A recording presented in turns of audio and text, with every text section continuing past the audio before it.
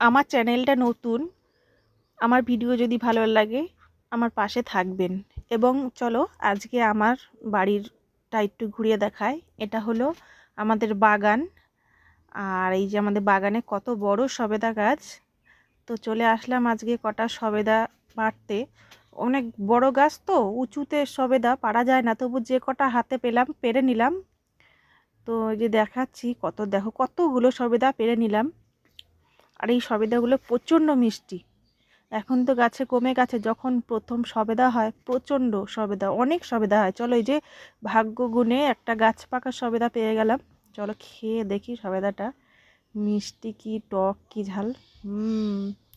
খুব মিষ্টি, খুব চিনির মতন মিষ্টি, সত্যি বলছি।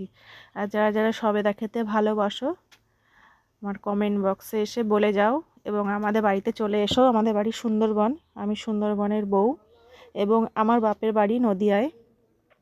তো যারা যারা সবেদা খেতে ভালোবাসো চলে এসো।